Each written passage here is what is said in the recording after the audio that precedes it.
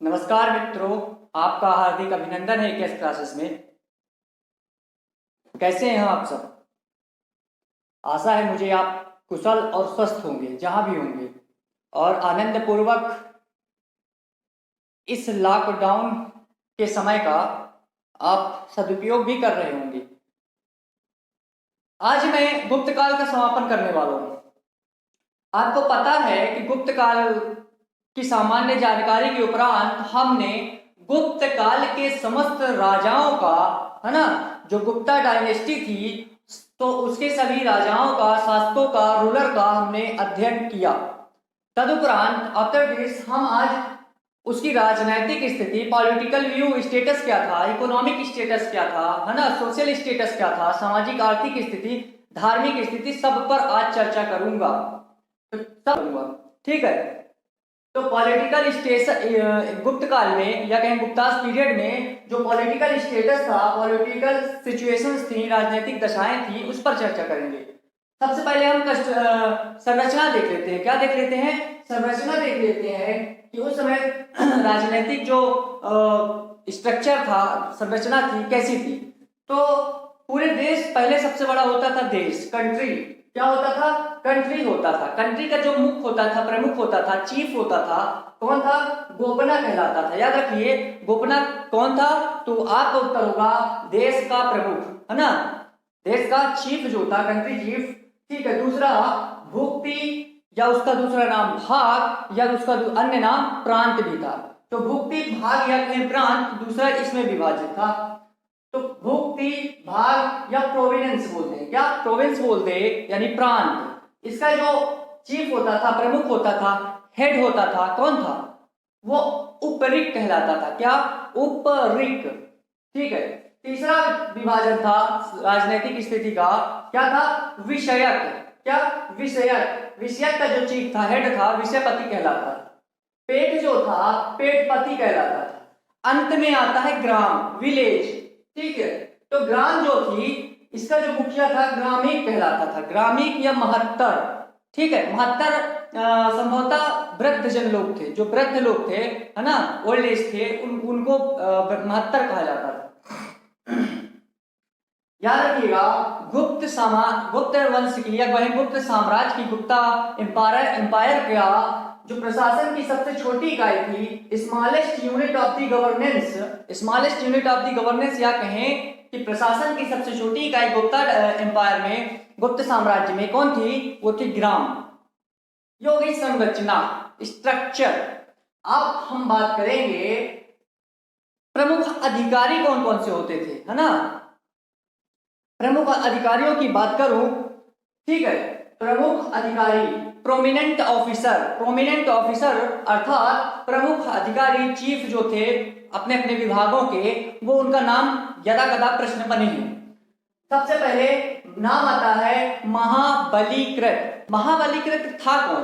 ये सेनापति था। कौन? सेनापति था, कमांडर था, ठीक है, सेना का हेड था, ये मिलिट्री का हेड था, चीफ था। दूसरा है महापक्षपटलिक। महापक्षपटलिक जो था, ये लेखाधिकारी था। कौन? लेखा अधिकारी था, या लेखाधिकारी बोले, अर्थात अकाउंट ऑफिसर था, अकाउंट होल्ड करता था। कौन? महापक्षपटलिक, ठीक है। तीसरा है महादंड नायक। कौन? महादंड नायक, ये जो था प्रधान न्यायाधीश था, चीफ जस्टिस था। कौन? महादंड नायक। अगला है दंडपाशिक। दंडपाशिक जो था, ये सर्वोच्च पुलिस अधिकारी था। कौन? महादंडपाशिक जो था, सॉरी, दंडपाशिक, ये सर्वोच्च पुलिस अधिकारी था, ठीक है। Supreme officer of police department, supreme officer या कहें chief officer of police department. अगला बात करता हूं युद्ध विग्रहक। युद्ध विग्रहक जो था, युद्ध विग्रहक, ये युद्धाधिकारी होता था, युद्ध का अधिकारी, ठीक है, अर्थात officer of war. Officer of war को क्या कहते थे? युद्धाधिकारी को युद्ध विग्रहक। अगला है कुमारामात्य। कुमारामात्य ये राजवंश के ही लोग होते थे, ठीक है, ये सर्वोच्च गुप्ताधिकारी होता था। कौन? कुमारामात्य ये सर्वोच्च गुप्ताधिकारी था, अर्थात supreme officer of Guptas empire, ठीक है। इसके बाद ये महत्वपूर्ण है। विनय स्थिति संस्थापक, ये शिक्षाधिकार था, शिक्षाधिकारी था। कौन? विनय स्थिति संस्थापक शिक्षाधिकारी था, एजुकेशन ऑफिसर था। अगली बात करता हूं, अगला जो है महाध्रुवीकरण। महाध्रुवीकरण जो था ये कर संग्रहीता था, कर को संग्रहित करने वाला, एकत्रित करने वाला। इंग्लिश में टैक्स कलेक्टर, टैक्स कलेक्ट करने वाला, टैक्स कलेक्टर। ठीक है, अब बात करता हूं ये राजनीतिक स्थिति होगी।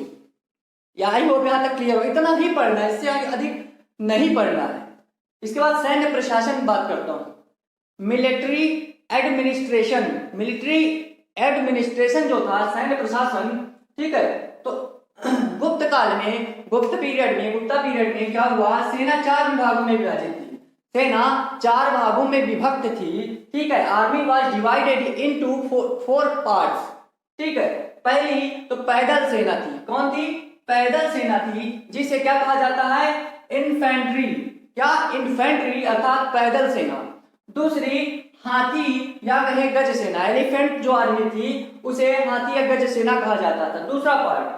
तीसरा पार्ट है घोड़ा, जो घुड़सवार थे या कहे अश्व सेना। ठीक है, एक ये सेना हो गई। और चौथी जो थी वो रथों पर चलती थी। चौथी सेना कौन थी? रथ। उस समय कार नहीं थे, बसें नहीं थी, उस समय रथ ही कार को कहा जाता था। ठीक है, तो याद रखिएगा, घोड़ा पर जो घोड़ा वाली सेना होती थी, अश्व सेना होती थी, है ना, हॉर्स आर्मी थी, उसका जो चीफ था, हेड था, कौन था? उसका नाम था अटाशोपति। क्या? अटाशोपति घोड़े वाली सेना का अर्थात अश्व सेना का चीफ था। सेना की सबसे छोटी टुकड़ी को क्या कहा जाता था? जैसे प्रशासन की सबसे छोटी इकाई जो थी, smallest unit of the government जो था वो ग्राम था। क्या? ग्राम। सिमिलर हियर, यहाँ सेना की सबसे छोटी इकाई जो थी, smallest body of the army, वो क्या कहा जाता था? चमुथ। चमुथ जो थी ये सेना की सबसे छोटी इकाई थी, स्मॉलेस्ट यूनिट ऑफ, या कहें smallest body of the army. इसके बाद साधारण सैनिकों को क्या कहा जाता था? गुप्त काल में गुप्ता चार्ट कहा जाता था। क्या? चार्ट। इसके बाद जो पुलिस कर्मचारी थे, जो पुलिसमैन थे, पुलिसमैन या कहें पुलिस कर्मचारी, उनको कहा जाता था भाट। क्या? भाट।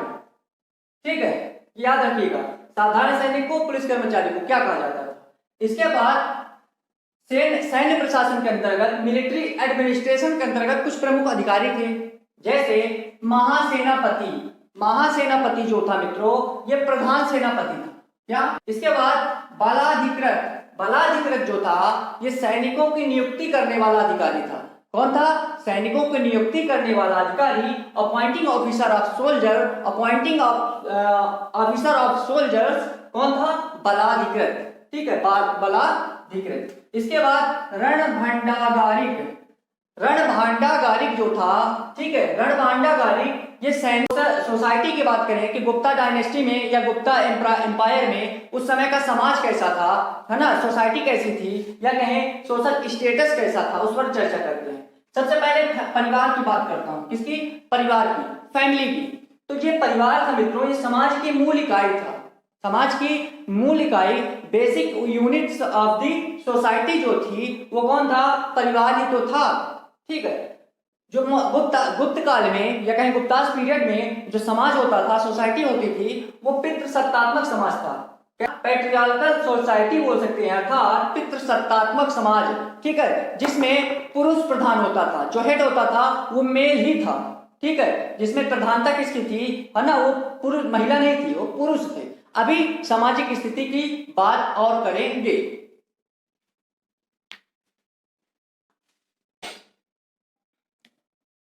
मित्रों, अब हम बात करेंगे गुप्त वंश के अंतर्गत, गुप्त साम्राज्य के अंतर्गत, गुप्ताज एम्पायर के अंतर्गत वर्ण व्यवस्था। भली भांति परिचित होंगे इस नाम से, वर्ण व्यवस्था अर्थात अफेयर्स ऑफ क्लासेस। ठीक है, कौन कौन से क्लासेस थे? कास्ट कह सकते हैं, जाति कह सकते हैं, है ना। प्राचीन काल में ये जन्म आधारित नहीं थी, कर्म आधारित थी, अर्थात ये डिपेंड करता था कार्य पर, वर्क पर, कि कौन सा आदमी, कौन सा समाज कौन सा वर्ग जो था, क्लास था, कौन सा कार्य करता है ना। आने वाले कुछ समय में, कालांतर में, बाद के काल में क्या होता गया कि ये वर्ण व्यवस्था कर्म आधारित ना होकर ये जाति आधारित हो गई, अर्थात डिपेंड अपॉन कास्ट। ठीक है, ये कास्ट बन गए, पहले जो क्लासेस थे वो कास्ट बन गए। इसीलिए मैं वर्ण व्यवस्था की बात करूंगा। ठीक है, कर्म आधारित ना होकर अब जाति आधारित, जन्म आधारित हो गई थी। ठीक है, कि मतलब जिस कुल में आप पैदा लेंगे, यदि आप क्षत्रिय के कुल में पैदा लिए तो आप क्षत्रिय ही कहलाएंगे, अर्थात ये जन्म आधारित है ना। ये किस पर डिपेंड करने लगा, किसी भी बच्चे के बर्थ पर।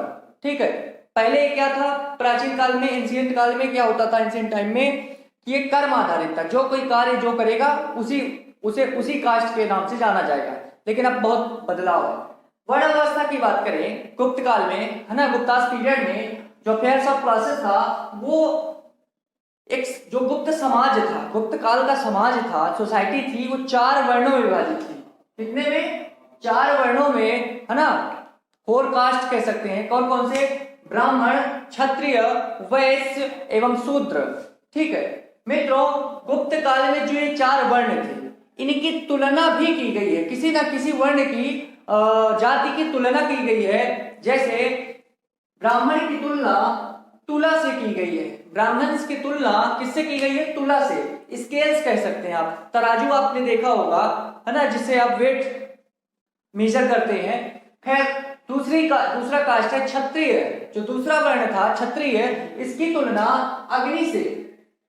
अग्नि से करते हैं, फायर या फ्लेम कहें, इससे तुलना की गई है किसकी, क्षत्रिय की। ठीक है, वैश्यों की तुलना, वैश्य वर्ग जो था, इसकी तुलना, कंपेयर जो किया गया है वो जल से की गई है, वाटर से। ठीक है, इसके बाद जो शूद्र थे, शूद्र से इनकी तुलना कंपेयर विष से किया गया है, पॉइजन, विष से किया गया है। ठीक है, तो ये तुलना हो गई। गुप्त काल में एक और जाति आती है जिसे कायस्थ कहते हैं। क्या, कायस्थ। ठीक है, कायस्थ कहते हैं। ठीक है, किसी किसी पुस्तक में कायस्थों को श्रीवास्तव कहा गया है, लेकिन कुछ इतिहासकारों ने इसे वैश्य का नाम दिया है। क्या नाम दिया है, वैश्य वर्ग। ठीक है, तो कायस्थों का सर्वप्रथम नाम आया किसमें, वो था याज्ञवल्क्य स्मृति में। ठीक है, कायस्थों का सर्वप्रथम उल्लेख किसमें हुआ है, ठीक है, या कहीं वर्णन किसमें हुआ है, याज्ञवल्क्य स्मृति। ठीक है, जो कायस्थों के बारे में फर्स्ट डिस्क्रिप्शंस मिलता है वो किसमें मिला है, कायस्थ याज्ञवल्क्य स्मृति। फिर क्या हुआ कि कायस्थ को जाति जानने लगा, ये केवल अभी नाम था, आने वाले समय में कायस्थ एक जाति भी बन गई। तो ऐसा वर्णन किसमें मिला, कायस्थ का जाति के रूप में, है ना, कास्ट के रूप में, कास्ट फॉर्म में, या कहीं जाति रूप में किसमें वर्णन, एक्सप्लेनेशन दिया गया है, डिस्क्रिप्शन दिया गया है, वो था ओसनम स्मृति। किसमें, ओसनम स्मृति। ठीक है, एक और जाति थी गुप्त काल में जिसका नाम है सवर जाति। क्या, सवर जाति। सवर जाति जो थी, सवर कास्ट, ये विंध्य जंगल में रहते थे। गुप्त काल में, गुप्तास पीरियड में, ये विंध्य जंगल में रहते हैं, विंध्य पर्वत के जंगल में। ठीक है, विंध्यास फॉरेस्ट कह सकते हैं। ठीक है, इनकी एक खास विशेषता थी, इनका एक खास प्रॉपर्टी थी। क्या था कि ये देवताओं को मनुष्य का मांस अर्पित करते थे। देवताओं को प्रसन्न करने के लिए ये सवर जाति किसे प्रसन्न करते थे, अपने देवताओं को प्रसन्न करते थे। कैसे, मनुष्यों का, इंसानों का मांस अर्पण करके, अर्थात offering human flesh to god. Human flesh कहें या ह्यूमन मीट अपने गॉड को, भगवान को अर्पित करते थे, ऑफर करते थे। ठीक है, तो ये किसके बारे में, सवर कास्ट के बारे में। ये हो गई वर्ण व्यवस्था की बात। अब हम बात करेंगे महिलाओं की स्थिति कैसी थी। हर वर्ग, हर काल में, चाहे वो वैदिक काल हो, चाहे महाजनपद काल हो, चाहे मौर्य काल हो, अब पढ़ेंगे गुप्त काल, हर जगह महिलाओं की स्थिति भी देखना है। ठीक है, महिलाओं की स्थिति की बात करें, वुमन स्टेटस कैसा था, उनकी दशा कैसी थी, तो पहले जान लेते हैं कि गुप्त काल में किसका प्रचलन था, किसका प्रचलन नहीं था। ठीक है, किसका ट्रेंड था, किसका ट्रेंड नहीं था। जो ट्रेंड में नहीं था, प्रथाएं नहीं थी, जैसे बाल विवाह, ये बहुत महत्वपूर्ण फैक्ट है, याद रखिएगा। बाल विवाह एवं पर्दा प्रथा का प्रचलन जो था ये गुप्त काल में, गुप्तास पीरियड में नहीं था। ठीक है, बाल पर्दा प्रथा का प्रचलन किसने प्रारंभ किया? एक मन में मेरे प्रश्न उत्पन्न हुआ। पिछले क्लास में मैंने कोई विदेशी आक्रमण था जिसने भारत पर आक्रमण किया था और यह पर्दा प्रथा उसी की देन है। आप कमेंट बॉक्स पर बताएंगे कि वो कौन सा ऐसा विदेशी वंश था जिसने भारत में इसका प्रचलन किया। चलिए, प्रचलन में ये दोनों नहीं थे तो था क्या? ट्रेंड में, ट्रेडिशन में था क्या? चलिए बात कर लेते हैं। बहुविवाह, बहुविवाह प्रचलन में था, अर्थात मल्टी मैरिज कह सकते हैं, अर्थात बाल जो सती ट्रेंड था, ठीक है, कस्टम भी बोल देते हैं कभी कभी, तो सती ट्रेंड भी प्रचलित था। मैंने है क्या ये बता चुका हूं। महिलाओं के बारे में है सभी। शिक्षा ग्रहण का अधिकार, महिलाओं को भी गुप्त काल में शिक्षा ग्रहण करने का अधिकार था। ठीक है, राइट टू एजुकेशन, ये शिक्षा का अधिकार भी प्राप्त था महिलाओं को, अर्थात वो शिक्षा ले सकती थी। वेश्यावृत्ति का भी प्रचलन था। ये मौर्य काल में तो और ज्यादा था। मौर्य काल में इसे तो राजकीय संरक्षण प्राप्त था। ठीक है, इनसे टैक्स भी लिया जाता था मौर्य काल में, लेकिन गुप्त काल में तो टैक्स वैक्स नहीं लिया गया, संरक्षण भी प्राप्त नहीं था, लेकिन ट्रेंड में था ये। ठीक है, दूसरा है दास प्रथा। दास प्रथा मतलब सेवक बनाने की प्रथा। ठीक है, ठीक है, दास प्रथा का भी ट्रेंड था। अच्छा, इन फॉर्म ऑफ समरी ये बोल सकते हैं कि स्त्रियों की दशा में, वुमेन्स स्टेटस में जो दशा थी उनकी गिरावट आ गई थी, अर्थात उन्नत दशा नहीं थी उनकी। ठीक है, दशा में गिरावट हुई है ना, कुछ खास स्थिति सही नहीं थी महिलाओं की। चलिए आर्थिक व्यवस्था की बात करते हैं। आर्थिक व्यवस्था कहें तो इकोनॉमिक सिस्टम जो गुप्त काल में, गुप्तास पीरियड में आर्थिक व्यवस्था थी, इकोनॉमिक स्टेटस था या कहीं इकोनॉमिक सिस्टम था, वो कैसा था? मित्रों, गुप्त काल में देखिए, एंजॉय करते हुए पढ़ते जाना है और प्रयत्न ये करता है, प्रयत्न ये करना है ये चीजें यहां से उड़े ना, है ना, अर्थात इन्हें हम सुने और यहीं पे रख लें, एकदम ऐसे समझ लें कि इनको तिजोरी है, ये तिजोरी में इन्हें भर लेना है। ठीक है, आने वाले जो भी एग्जाम है उनके लिए आप तत्पर रहे।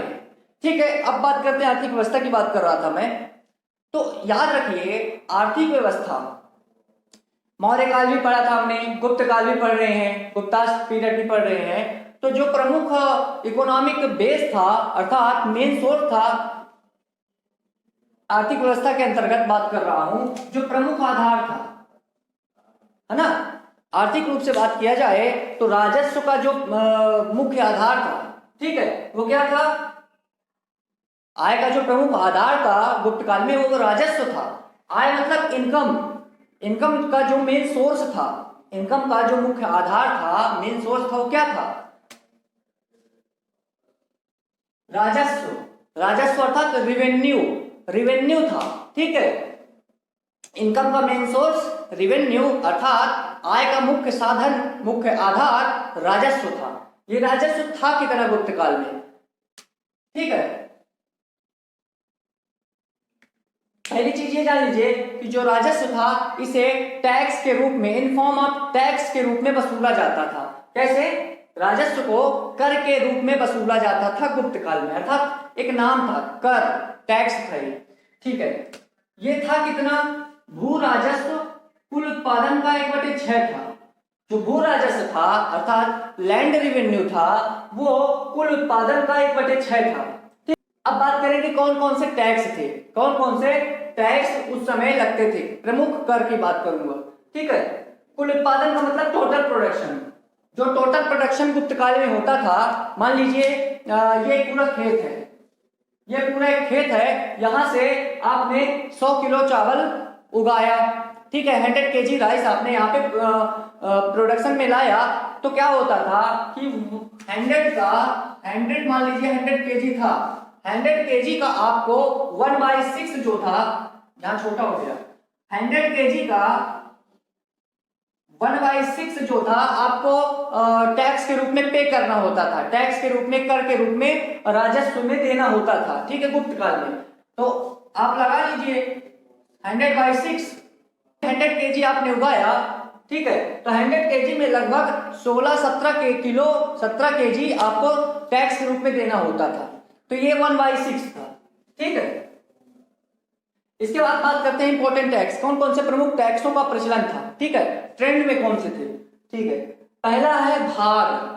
जो भाग, ये एक नामक, ये सभी टैक्सों के नाम है, ये सभी करों के नाम है, कौन कौन से कर चलते थे, ठीक है। अभी हम लोग जैसे देखते हैं भूमि कर, है ना, भूमि कर बोलते हैं, मनोरंजन टैक्स, एंटरटेनमेंट टैक्स बोलते हैं, और बहुत सारे टैक्स चलते हैं। उस समय ये भी टैक्स थे, तो हो गया सब लगभग सेम ही था, ठीक है।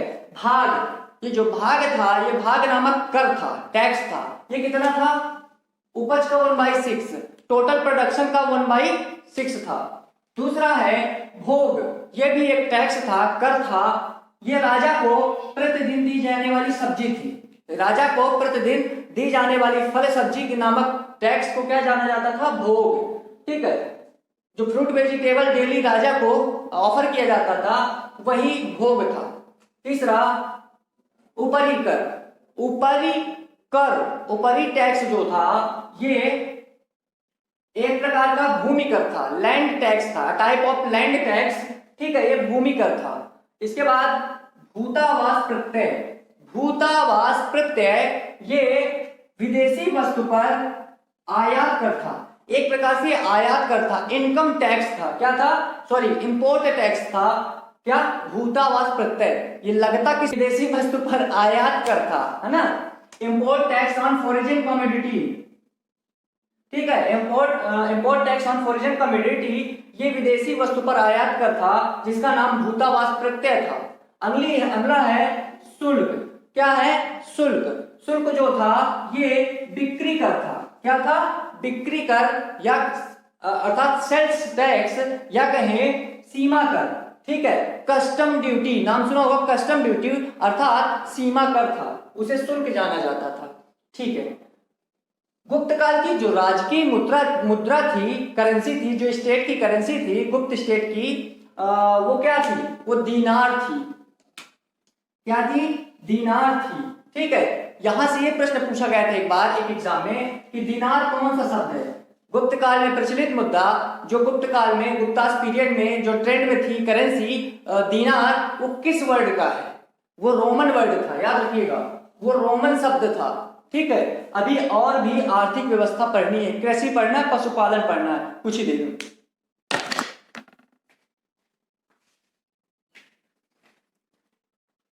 मित्रों, आर्थिक व्यवस्था के अंतर्गत हमने टाइप ऑफ टैक्स, विभिन्न प्रकार के कर पढ़ लिए। अब हम पढ़ेंगे विभिन्न प्रकार की भूमि, कौन कौन सी भूमि थी, है ना, टाइप ऑफ लैंड, ठीक है। याद रखिए, टाइप ऑफ लैंड की बात करें तो सबसे पहले क्षेत्र, ये क्षेत्र नामक एक भूमि थी, टाइप ऑफ लैंड, ठीक है, नाम ही है।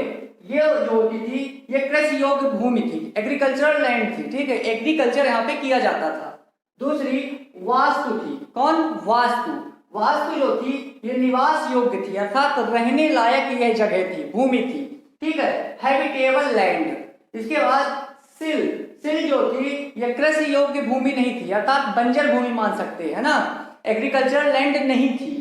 इसके बाद चारागाह भूमि, नाम में ही है कि पशुओं के, मवेशियों के चारा के लिए, ठीक है, तो ग्रेजिंग लैंड, क्या? Grazing land. इसके बाद अप्रहत, अप्रहत ये भी एक भूमि थी, इसका मतलब होता है जंगली भूमि, फॉरेस्ट लैंड, ठीक है। अगला है अग्रहार, अग्रहार भी एक भूमि थी, इसका अर्थ होता है ब्राह्मणों को चैरिटी में, अर्थात दान में दी गई भूमि, ठीक है, चैरिटी में दे दिया जाता था ब्राह्मणों को। इसके बाद कृषि की बात करते हैं, एग्रीकल्चर की, तो कैसा था वहां पे गुप्त काल में, ठीक है। लोगों का जो मुख्य व्यवसाय था मित्रों, जो मुख्य व्यवसाय था वो क्या था? कृषि थी, है ना। प्रोमिनेंट बिजनेस जो था, या कहीं मेजर बिजनेस था, जो अधिकांश मात्रा में होता था, वो कृषि ही लोग करते थे, ठीक है, एग्रीकल्चर। दूसरा चावल और जौ, ये गुप्त काल में मुख्य फसलें थी, है ना, मुख्य फसलें मतलब मेन क्रॉप्स जो थी गुप्तास टाइम पे, गुप्त समय में, तो वो चावल और जौ थी, अर्थात राइस एंड बरले, ठीक है। इसके बाद सिंचाई, सिंचाई की बात करें, सिंचाई अर्थात इरिगेशन, इरिगेशन सिस्टम कैसा था? तो सिंचाई के लिए कुछ साक्ष्य मिले हैं, है ना। जैसे रहट मतलब इसे पार्शियल व्हील भी कहते हैं, ठीक है। और घंटी यंत्र अर्थात बेल इंस्ट्रूमेंट अर्थात घंटी यंत्र एवं रहट का प्रयोग किया जाता था फॉर इरिगेशन, सिंचाई के लिए। इसके बाद सिंचाई का सबसे बड़ा एग्जाम्पल जो मिला है, उदाहरण मिला है गुप्त काल का, गुप्त टाइम का। क्या था, कहाँ था वो स्कंदगुप्त का जूनागढ़ अभिलेख, स्कंदगुप्त का जूनागढ़ इंस्क्रिप्शन या कहें जूनागढ़ रिकॉर्ड, ठीक है। कहाँ है, गुजरात में। कृषि होगी, अब उद्योग की भी बात कर लेते हैं, थोड़ा थोड़ा ही पढ़ना है इसे, ठीक है। उद्योग की बात करें, इंडस्ट्रियल स्टेटस कैसा था, तो इसमें इतना ही जानना है कि जो प्रमुख उद्योग था गुप्त काल में, जो मेन इंडस्ट्री थी या कहीं मेजर इंडस्ट्री थी, वो क्या थी, वो कपड़ा उद्योग थी। टेक्सटाइल इंडस्ट्री अर्थात कपड़ा उद्योग ही प्रमुख उद्योग था, ठीक है, गुप्त काल में। इसके बाद व्यापार की बात करें, ट्रेड या कहीं बिजनेस की बात करें, तो याद रखिए गुप्त काल में मित्रों व्यापारियों की संस्था को क्या कहा जाता था, व्यापारियों की संस्था को अर्थात ऑर्गेनाइजेशन ऑफ ट्रेडर्स को क्या कहा जाता था, उसे निगम कहा जाता था। व्यापारियों का प्रधान कौन होता था, व्यापारियों का प्रधान अर्थात चीफ ऑफ मर्चेंट्स, ठीक है। व्यापारियों का प्रधान चीफ ऑफ मर्चेंट्स या कहें फीचर्ड ऑफ मर्चेंट्स, ठीक है। उसका नाम क्या था, श्रेष्ठिन, ठीक है। थोड़ा थोड़ा ही पढ़ना है।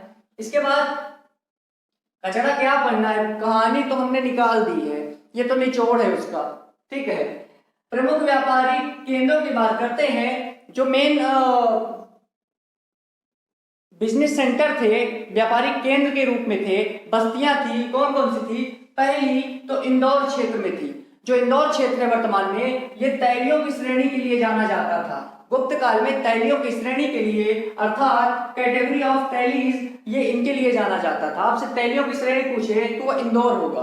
इसके बाद विदिशा, जो विदिशा था, ये गुप्त काल में मित्रों यहाँ हाथी दांत के कारीगर होते थे, हाथी दांत के कारीगर अर्थात आर्टिसन ऑफ एलिफेंट टीथ